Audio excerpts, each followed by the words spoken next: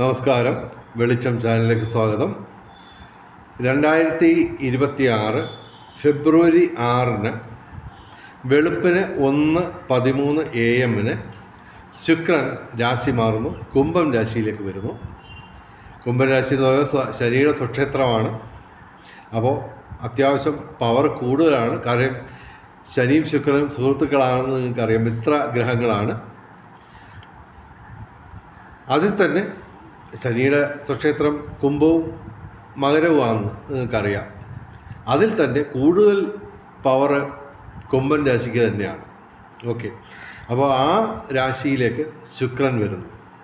അപ്പോൾ extra bonus എല്ലാവർക്കും കിട്ടും, ഒരു സംശയം വേണ്ട. അപ്പോൾ ശുക്രൻ ഒരു ശുഭഗ്രഹമാണ്. അത് എവിടെ നിന്നാലും ആർക്കും വലിയ ദോഷമൊന്നും ചെയ്യത്തില്ല. ഗുണം കിട്ടിയില്ലെങ്കിലും ദോഷം കിട്ടില്ല. അപ്പോൾ ശുക്രൻ ഒരു രാശിയിൽ നിൽക്കുമ്പോൾ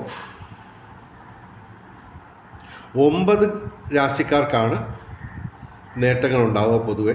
എങ്കിലും ഞങ്ങളിവിടെ 3 രാശിക്കാരെ കുറിച്ചാണ് പറയുന്നത്. ഏറ്റവും കൂടുതൽ നേട്ടം ഉണ്ടാകുമെന്ന് പറയുന്നത്. കാരണം ശുക്രൻ മാത്രം അനുകൂലമായിട്ട് കാര്യമില്ല, മറ്റ് ഗ്രഹങ്ങളുമൊക്കെ സപ്പോർട്ട് ചെയ്തെങ്കിൽ ശുക്രൻ്റെ പൂർണ്ണമായിട്ടുള്ള ഒരു ഫലം, അനുഗ്രഹം കിട്ടത്തുള്ളൂ.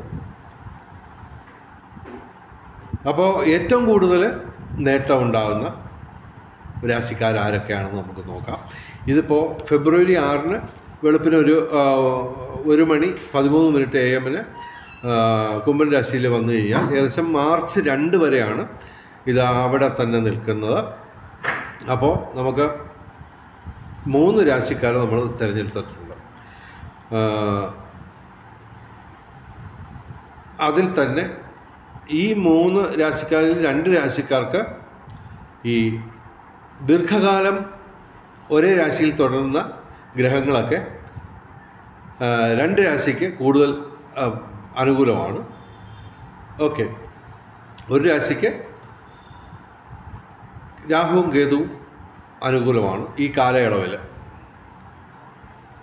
അപ്പോൾ ഇതിനിടയ്ക്ക് ഈ മാർച്ച് 2 വരെയുള്ള കാലയളവിൽ മറ്റ് പല ഗ്രഹങ്ങളും രാശി മാറുന്നുണ്ടെങ്കിലും ഈ പറഞ്ഞ 2 രാശിക്കാർക്ക് കാര്യമായ വ്യതിയാനം ഈ സപ്പോർട്ട് ഗ്രഹങ്ങൾക്ക് കാര്യമായിട്ടില്ല. അപ്പോൾ അതുപോലെ തന്നെ നമുക്കറിയാം ഈ ശുക്രൻ തരുന്ന അനുഗ്രഹങ്ങൾ എന്തൊക്കെയാണ് ഏകദേശം എല്ലാവർക്കും അറിയാം. ഒരു സംശയവും വേണ്ട, ധനവരവ് കൂടുതലായിട്ടുണ്ടാവും. കലാസാഹിത്യ രംഗങ്ങളിലൊക്കെ നേട്ടമുണ്ടാവും. പിന്നെ ഭൗതിക സുഖങ്ങൾ നിരവധിയുണ്ട്. ശുക്രൻ തരാത്ത ഭൗതിക സുഖങ്ങളൊന്നും തന്നെയില്ല. എല്ലാ തരത്തിലുള്ള ലൗകിക സുഖങ്ങളും ശുക്രൻ പ്രദാനം ചെയ്യും. അതിനോടൊപ്പം ഈ മറ്റ് ഗ്രഹങ്ങളുമൊക്കെ അനുകൂലമാവുമ്പോഴാണ് അതിൻ്റെ ഒരു പൂർണ്ണമായ തോതിൽ ഓരോ രാശിക്കാർക്ക് നേട്ടം വരുന്നത്. അപ്പോൾ നമുക്ക് നോക്കാം ഏത് രാശിക്കാർക്കൊക്കെയാണ് ഏറ്റവും കൂടുതൽ നേട്ടമുള്ളത്. ശരിക്കും 9 രാശിക്കാർക്ക് നേട്ടമാണ്. അതിൽ തന്നെ ഏറ്റവും കൂടുതൽ നേട്ടം ഉണ്ടാകുന്ന 3 രാശിക്കാർ. പിന്നെ ഈ ജ്യോതിഷമൊക്കെ പറഞ്ഞ് തരുന്നതിന് ദയവേത് ഈ ഞങ്ങളുടെ ചാനൽ ഒന്ന് സബ്സ്ക്രൈബ് ചെയ്യണം. ഞങ്ങൾ മാത്രമാണ്, വെളിച്ചം ചാനൽ മാത്രമാണ് ഈ ദിനഫലങ്ങൾ ഇടുന്നത്. മറ്റാരും അങ്ങനെ ഒരു സാഹസത്തിന് പുറപ്പെടുന്നില്ല. അപ്പോൾ 2 ദിവസം കൂടുമ്പോൾ ഞങ്ങളുടെ ചാനലിൽ ഈ ദിനഫലങ്ങൾ അഥവാ രാശിഫലങ്ങൾ വരുന്നുണ്ട്. അപ്പോൾ അത് ഒരുപാട് പേര് ഫോളോ ചെയ്യുന്നുണ്ട്. തീർച്ചയായിട്ടും ഒരു ദിവസം ഏറ്റവും മിനിമം അറിഞ്ഞിരിക്കേണ്ട ജ്യോതിഷ വിവരങ്ങൾ അതിൽ ഉൾപ്പെടുന്നുണ്ട്. ഏറ്റവും ചുരുക്കിയാണ്, വളരെ ഫാസ്റ്റായിട്ടൊക്കെയാണ് ഇപ്പോൾ അത് ചെയ്യുന്നത്. അപ്പോൾ അതൊക്കെ ഫോളോ ചെയ്യാൻ വേണ്ടി ദയവായി ഞങ്ങളുടെ ചാനൽ ദയവായി സബ്സ്ക്രൈബ് ചെയ്യുക. പിന്നെ നേരത്തെ സബ്സ്ക്രൈബ് ചെയ്തവർ ലൈക്ക് ചെയ്യുക, ഷെയർ ചെയ്യുക, കമൻറ്റ് ചെയ്യുക. അതുപോലെ ഹൈപ്പ് ചെയ്യുക എന്ന് പറഞ്ഞ് പുതിയൊരു പരിപാടിയുണ്ട്. അതും ചെയ്യുക. പിന്നെ ജ്യോതിഷപരമായ നിങ്ങളുടെ സംശയങ്ങൾക്ക് ഞാൻ വാട്സാപ്പിലൂടെ മറുപടി പറയുന്നതാണ്. ദയവേത് ഫോൺ വിളിക്കരുത്, പകരം വാട്സാപ്പിൽ മെസ്സേജ് അയയ്ക്കുക. എൻ്റെ വാട്സാപ്പ് നമ്പർ 9847291363. ഓക്കെ. അപ്പോൾ നമുക്ക് ഈ 3 രാശിക്കാരുടെ കാര്യം പറയാം. അതിൽ ഒന്നാമതായിട്ട് മേടം രാശി, അശ്വതി ഭരണി കാർത്തിക ആദ്യപാദം. ഓക്കെ. ഇവർക്ക് ശുക്രനെ 11ാം ഭാവത്തിൽ ലാഭസ്ഥാനത്താണ് ശുക്രൻ വരുന്നത്. ഓക്കെ. നിരവധി നേട്ടങ്ങൾ ഇവർക്ക് എക്സ്ട്രാ ബോണസായിട്ട് പ്രതീക്ഷിക്കാം. ഈ 3 രാശിക്കാരിൽ തന്നെ ഏറ്റവും കൂടുതൽ നേട്ടം ഉണ്ടാകാൻ പോകുന്നത് മേടം രാശിക്കാർക്കാണ്. പക്ഷേ അവർക്ക് സൂര്യൻ ഇടയ്ക്ക് വെച്ചൊന്ന് മാറുന്നുണ്ട്. അതിന് അങ്ങനെ 1-2 മാറ്റങ്ങളൊക്കെ വരുന്നുണ്ടെങ്കിലും പൊതുവേ ഇവർക്ക് ചന്ദ്രനെ കൂടാതെ, നമ്മൾ ഈ ഡേറ്റ് നോക്കുമ്പോൾ ഫെബ്രുവരി 7 ഒരു ഗ്രഹനില വെച്ചാണ് നമ്മൾ ഇത് കണക്കാക്കിയേക്കുന്നത്. അപ്പോൾ അതിന് ഈ ഈ ഫെബ്രുവരി 7 സ്ഥേഷം സൂര്യൻ രാശി മാറുന്നുണ്ട്. മറ്റ് രാശി മാറ്റം കാര്യമായിട്ട് വരുന്നില്ല. എങ്കിലും ഇവർക്ക് സ്ഥിരമായിട്ട് ഒരുപാട് കാലം, ദീർഘകാലം ഒരേ രാശിയിൽ തുടരുന്ന രാഹുവും കേതുവും അനുകൂലമാണ്. ഓക്കെ, അനുകൂലമാണ്. അതുപോലെ തന്നെ സൂര്യൻ ഈ ഫെബ്രുവരി 12 വരെ അനുകൂലമാണ്. ചൊവ്വയും അപ്പോൾ അത് ഈ പറയുന്നതൊക്കെ ഇതൊക്കെ കണക്ട് ചെയ്ത് നമുക്ക് പറയാവുന്ന ഇതാണ്, പിതൃസ്വത്ത് ലഭിക്കാം. പിതൃസ്വത്ത് നേരത്തെ കിട്ടിയവർക്ക് അതിൽ നിന്നും ആദായം പ്രതീക്ഷിക്കാം. 11ാം ഭാവത്തിൽ ലാഭസ്ഥാനത്ത് ശുക്രൻ വരുമ്പോൾ തീർച്ചയായിട്ടും അതിനോടൊപ്പം ബുധനും സർപ്പവും ഒക്കെ ഇവർക്ക് ഉണ്ട്. അപ്പോൾ സംസാര കലയുമായിട്ട് ബന്ധപ്പെട്ടുള്ള രാശിക്കാർക്കൊക്കെ നേട്ടം പ്രത്യേകിച്ചും ഉണ്ടാവും. ശുക്രനും ബുധനും അനുകൂലമായിട്ട് നിൽക്കുന്നു. പിന്നെ സർപ്പം അഥവാ രാഹു ഈ പൂർവികരുടെ അനുഗ്രഹവും പെട്ടെന്ന് അപ്രതീക്ഷിത ധനലാഭവും പ്രതീക്ഷിക്കുക. 1000-2000 രൂപയൊന്നും ആയിരിക്കത്തില്ല, മറിച്ച് ലക്ഷങ്ങൾ ചിലപ്പോൾ കയ്യിൽ വന്നു വരും. അതിൻ്റെ കൂടെ ഇവർക്ക് രാഹു 11ാം ഭാവത്തിൽ ലാഭസ്ഥാനത്തായതുകൊണ്ട് ഭാഗ്യപരീക്ഷണങ്ങളിൽ സാധ്യതയുണ്ട്. ലോട്ടറിയൊക്കെ അടിക്കാനുള്ള സാധ്യതയുണ്ട് എന്ന് ഞാൻ അങ്ങനെ പറയുന്നുണ്ട്. ചെന്ന് 10,000 രൂപയ്ക്കൊന്നും ലോട്ടറി എടുത്തേക്കരുത്. അതിന് പകരം ഒരു ലോട്ടറിയൊക്കെ ഇവർക്ക് എടുക്കാം, മേടം രാശിക്ക് എടുക്കാം. കാര്യം അതിന് ഉള്ള ഒരു മരുന്ന് ഇതിനകത്തുണ്ട്, അതുകൊണ്ടാണ് പറയുന്നത്. പക്ഷേ നമ്മൾ ഒരിക്കലും ഒരു ലോട്ടറി കൂടുതൽ എടുക്കാൻ പറഞ്ഞിട്ടില്ല ഇതുവരെ. ചിലരൊക്കെ 6,000 രൂപയ്ക്കൊക്കെ ലോട്ടറി എടുത്ത് കളയും. ഞാനിത് വെളിച്ച ചാനലിൽ ഇത് പറയുമ്പോൾ അങ്ങനെയല്ല, ഒരു ലോട്ടറി അടിക്കാനാണെങ്കിൽ ഒരു ലോട്ടറി തന്നെ ധാരാളം, മനസ്സിലായില്ലേ? അപ്പോൾ അത് കൂടാതെ ഇവർക്ക് വാഹന ലാഭം ഒക്കെ പ്രത്യേകിച്ച് എടുത്ത് ഞാൻ പറയുന്നു. കാര്യം ചൊവ്വയും ഇവിടെ അനുകൂലമാണ് ശുക്രനോടൊപ്പം തന്നെ. അപ്പോൾ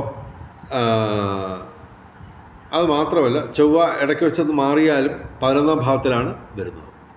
അപ്പോൾ ഉറപ്പിച്ച് പറയാം, വാഹന ലാഭം,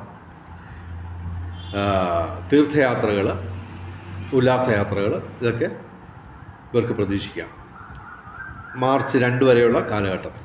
ഓക്കെ. പിന്നെ ഫെബ്രുവരി 12 സൂര്യൻ മാറുന്നതും 11ാം ഭാവത്തിലേക്കാണ്. അപ്പോൾ ഈ കാലയളവിൽ ഇവർക്ക് തൊഴിൽ ലാഭം, പിതൃഗുണം, സന്താന നേട്ടം ഇതെല്ലാം പ്രതീക്ഷിക്കാം. അപ്പോൾ മേടരാശിക്ക് മൊത്തത്തിൽ അടിപൊളി സമയമാണ്. ഓക്കെ. ഇനി ഞങ്ങൾ പറയുന്ന രാശി സ്ഥിരം ഞാൻ പറയുന്ന രാശിയാണ് തുലാം രാശി. അത് എൻ്റെ രാശി ആയതുകൊണ്ട് പറയുന്നതല്ല, ജ്യോതിഷം പറയുന്ന കാര്യമേ ഞാൻ പറയുന്നുള്ളൂ. പിന്നെ ഇടയ്ക്ക് നമ്മൾ ഈ പറഞ്ഞതൊക്കെ ചില പ്രത്യേക പദങ്ങളൊക്കെ ഉപയോഗിച്ച് ആൾക്കാരെ ഒന്ന് രസിപ്പിക്കാൻ വേണ്ടി അങ്ങനെയൊക്കെ ചില ഭംഗിയുള്ള പദങ്ങളും അല്പം എക്സ്പ്ലോസീവായിട്ടുള്ള പദങ്ങളുമൊക്കെ ഉപയോഗിക്കും. എന്നല്ലാതെ ജ്യോതിഷത്തിൽ ഇല്ലാത്തതൊന്നും നമ്മൾ പറയുന്നില്ല. ജ്യോതിഷത്തിൽ ഇപ്പോൾ ഈ പറഞ്ഞ ഇവർക്ക് തുലാം രാശിക്ക് ഈ കാലയളവിൽ